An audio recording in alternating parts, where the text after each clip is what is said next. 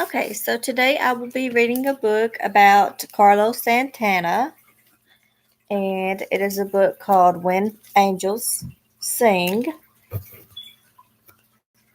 This is a really cute book, and it has won the Robert Schubert Honor Book and the Para Pelbray Honor Book. The author goes to Michael Mahini, and the illustrations go to Jose Ramirez. So you're going to have to bear with me because um, there is some Spanish in this book, and I'm not very good with my Spanish, but I will try. So um, it's not really that long of a book, but I'm going to skip through some parts because it will get kind of lengthy. So, but the book really does have some really good um, illustrations in the book that I really like.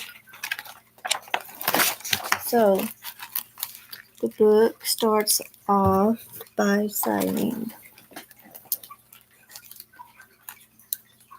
when you were born, your tia abuela called you El Cristalino, the crystal one. She thought the light of angels shined through you. Your father wanted to name you Geronimo after the brave Apache freedom fighter. He was proud of his mestizo blood, but your mother, as always, had the final word. Carlos, she said.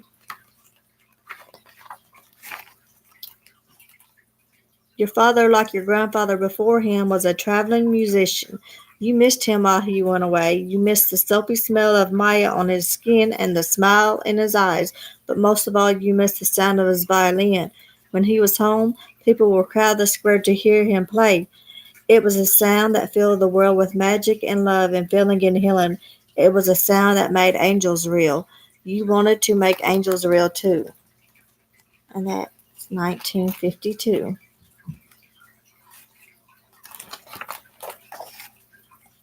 First you tried air clarinet, but the busy reed was too busy for your nose.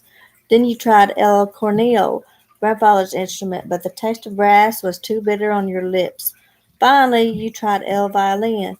You scattered and squeaked and practiced so hard your tears stained its blood, but it was or your tears stained its wood, but it would not sing for you, not like it sang for your father.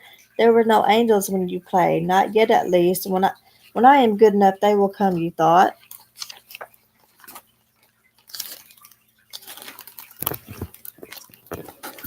Try to get this light because it is really dark in my house.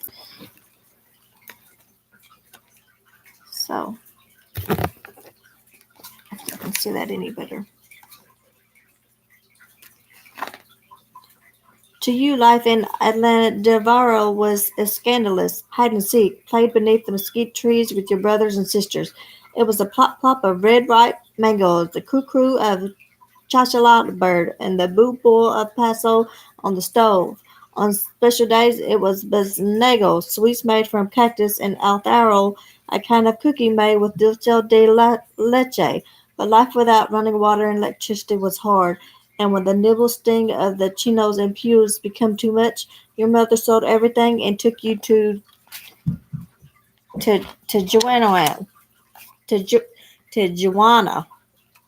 Joanna wasn't much better. Sure, there was fresh tamales and chilies, velos, and the orangey papanas and chocolate like mold, but Colonial Liberty was still the ghetto, and you were still so poor.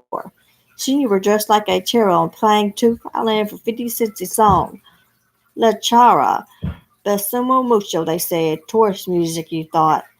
But it was a way to make money, so your father forced you to learn more songs: Mozart, Brahms, polkas, boleros, gypsy music. You must put your heart into it, he said. You could not. This is not the music my angels want to hear, you thought. This is why they do not sing for me.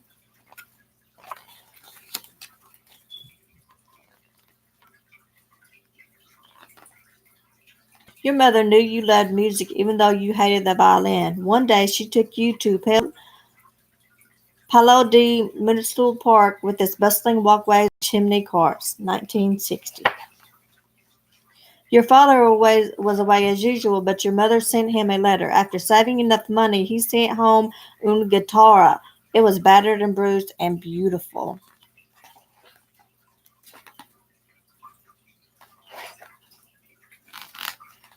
Okay, that just talks about them moving again. Let's see. Talks about how he ran away, all the way back to Joanna, just you and Tagara. My angels will come, you thought, and they will tell me that I am good enough. You watched TV and improved your English and learned how to respect a song and its melodies. But no angels came, and you started to wonder if they ever would. Still, when your family come to find you, you did not want to go home. Okay.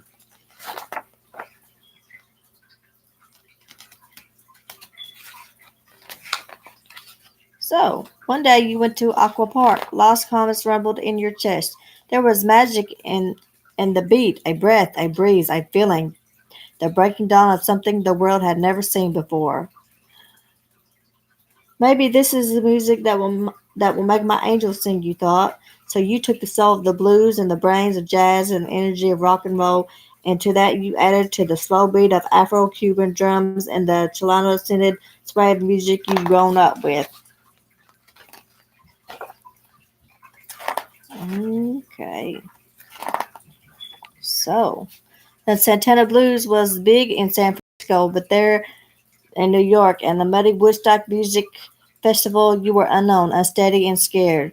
But on that day, in front of more than 400,000 people, you didn't know you took the stage anyway. You looked out in the audience, hoping for a miracle, hoping for something to tell you that they were good enough, hoping you had been wrong to stop believing in angels. But there were no angels out there. There had never been angels out there, and suddenly you knew why. You took the stage and you stopped looking out and you started looking in, and at last you heard your angels sing. So here's a bibliography of Carlos Santana, and there's a picture of him.